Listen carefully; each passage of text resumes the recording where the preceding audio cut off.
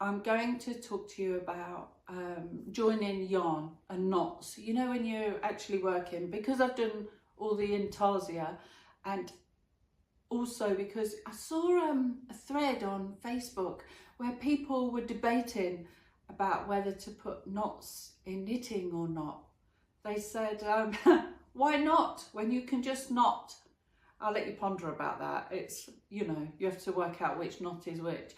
But I don't know. I just thought this debate's a bit of a funny one. And I thought, I don't know. I suppose it depends on what you're actually working on, whether you would knot or not knot.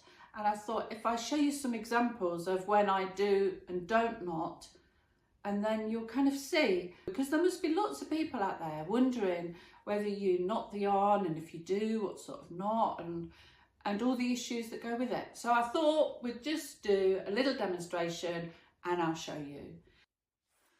I've got some knitting here, just 4 rows. I think there's 18 stitches. I'm not knitting anything, it's just for the demonstration, but I'm using Aran yarn, and I've got 5.5mm knitting needles, and I'm going to knit across a little way just so I'm about halfway, and then I'm going to join another yarn so we can have a look at the knots. So that's perhaps about enough. Oh, I've not done that one right. There, right, so we're going to get to there. So this would probably be like, oh, it's another Aran yarn, by the way. But, you know, if you're knitting in intarsia, you perhaps would be asked to join the yarn halfway along. And I do tie a knot when I join yarns, just a single one. And then you carry on changing the yarn. Oh, let's cut this one off. And then we carry on.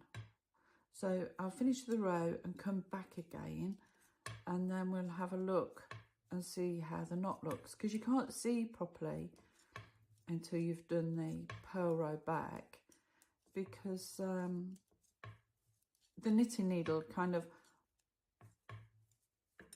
look, you can't see the knot because the knitting needle kind of disguises that it's there, so it needs to come away from the knitting needle a bit. So you can have a look. And we'll come back.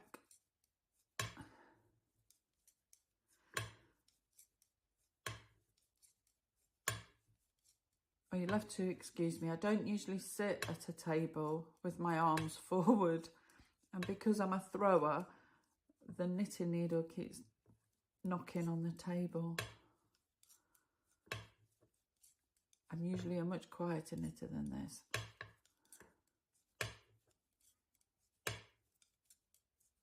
It's a bit like I've got a wooden leg. Right, so there's the knot. So you can see it on this side, and you would have to sew in both the ends. And there's that side. Now, so I don't think you can really, you can see the knot a bit. If it was against something flat like the teapot, you can see there's a pimple just there. You can see that. And you can see that this stitch is slightly affected because it's, when I pulled the knot, you can see that is slightly smaller than its counterparts. And this one's quite a bit bigger actually. But, so you can see a bit. Now I'm going to come across halfway again, and then I'm going to change yarns again, and I'll show you, you know, I suppose what you're supposed to do, and without tying the knot.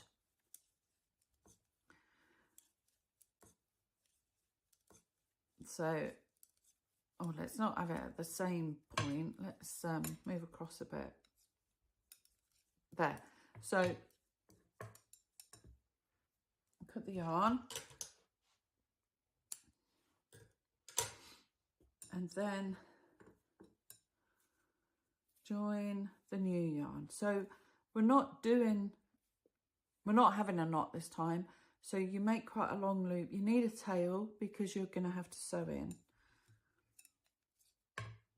And you put the loop over and carry on. So not that tail because that's not long enough. And you carry on with this tail. So there's no knot now. And again, I'm going to come back and do the purl row. So it's like for like when we're having a look.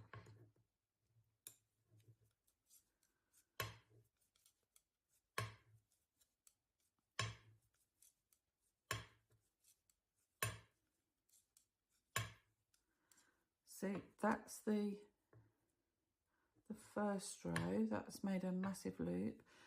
And there's the next one. That's made a massive loop. You don't get that when you've knotted it because the yarn isn't as free.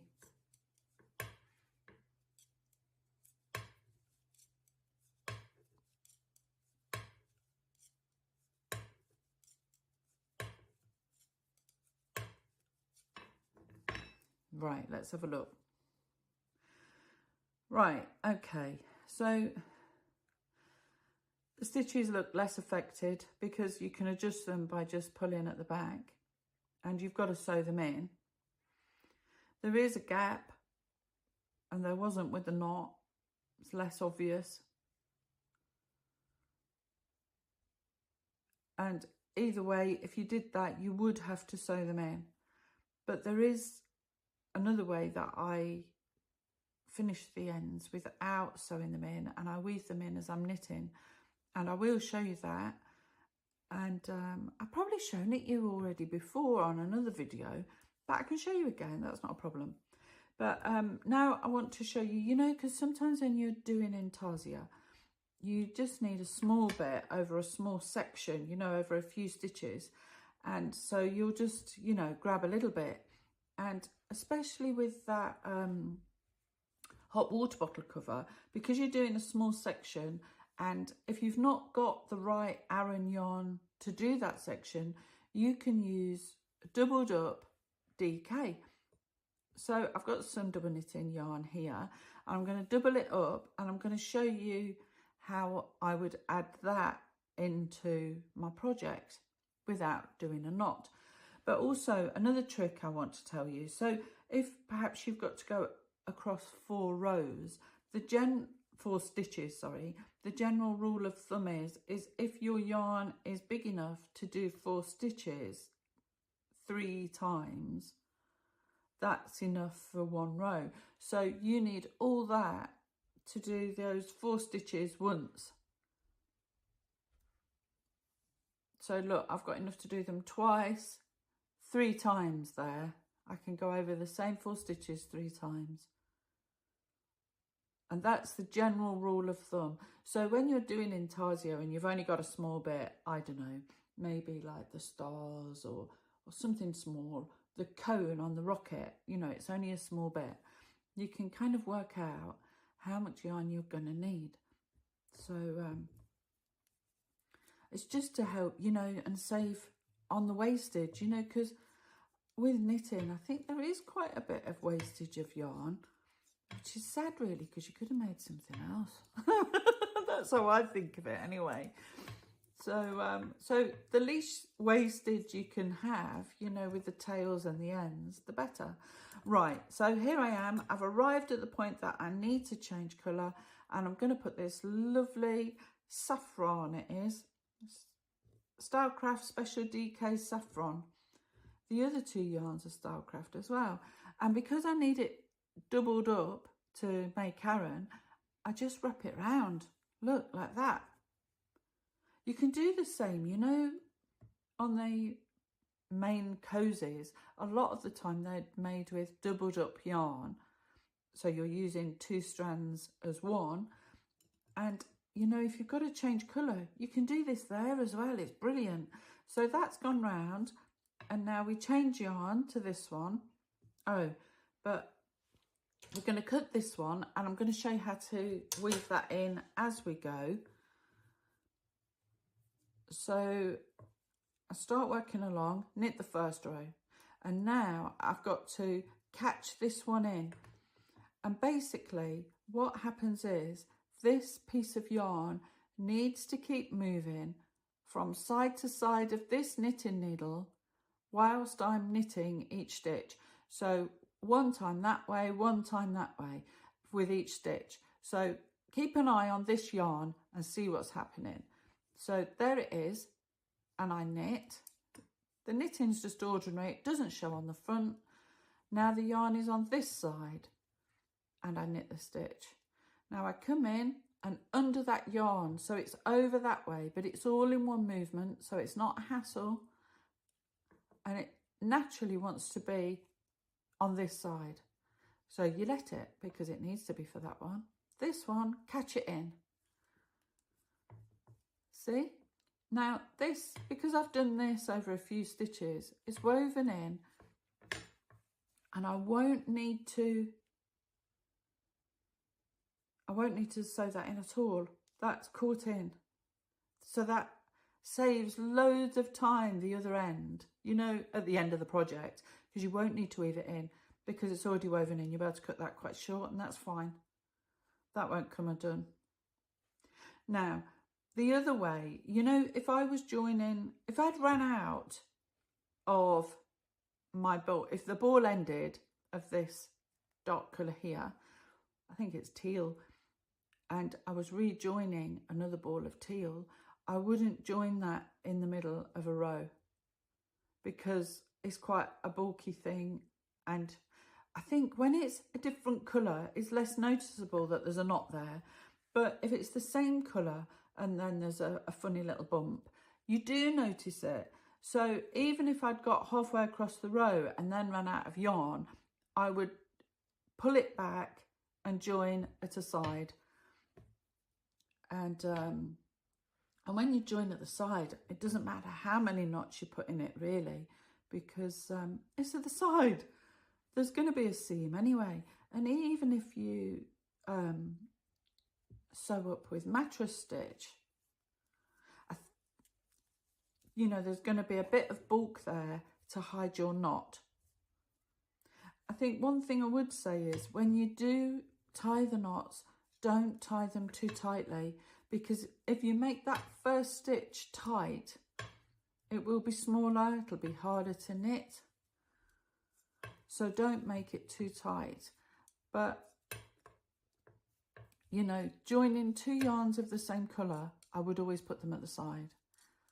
And, you know, if you're knitting something in stripes, you know, the stripe goes all the way along the row. So you would naturally change the yarn on the right-hand side.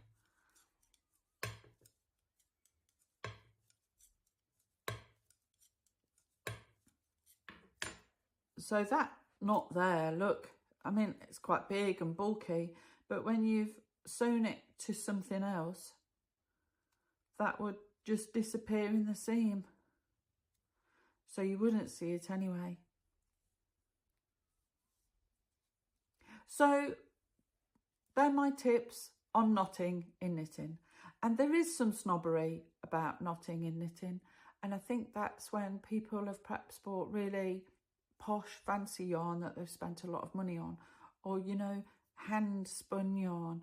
And then I think you would want it to be absolutely perfect.